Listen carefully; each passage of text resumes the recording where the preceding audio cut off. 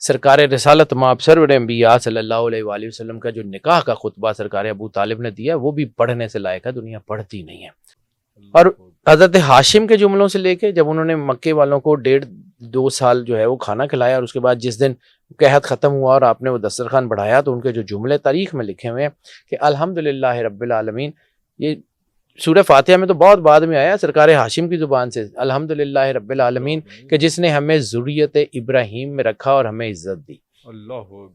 سرکار عبداللہ علیہ الصلوۃ والسلام جس دن آپ کا عقد ہوا ہے تو آپ کے جو جملے تاریخ میں لکھے ہوئے ہیں، آپ نے فرمایا تھا الحمدللہ رب العالمین کہ جس نے ہمیں ذریت اسماعیل میں مستحکم کیا۔ سرکار عبد المطلب علیہ السلام کے جو جملے جو آپ نے ابرہا کے لشکر کو شکست ہونے کے بعد خانہ کعبے کا دروازہ پکڑ کے کہا ہے، تو وہ بھی یہی ہے سیم، الحمدللہ رب العالمین کہ جس نے ہمیں ذریت ابراہیم میں رکھا،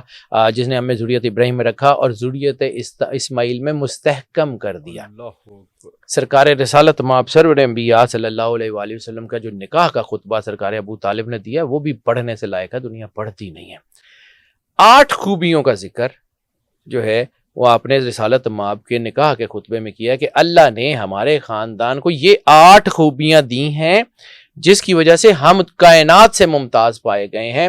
اور اس وقت قرآن پاک میں فضلنا آل نوح علی العالمین والی آیت بھی نہیں آئی ہوئی، یہ سمجھیے، اور آپ کی زبان سے نکلتا ہے کہ اللہ نے نوح کی امت کے بعد اگر کسی کو فضیلت دی ہے تو ہمیں دی ہے۔ رسالت مآب کے نکاح کے خطبے میں سرکار ابو طالب علیہ السلام یہ کہہ رہے ہیں۔ قرآن پاک تو بھی بعد میں آنا ہے، یہ لوگ کہیں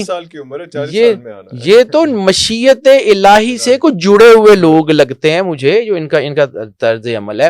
تو وہی دعا جو ابراہیم علیہ السلام نے کی تھی اس کا خواب پورا ہو رہا تھا کربلا میں۔ اللہ اکبر۔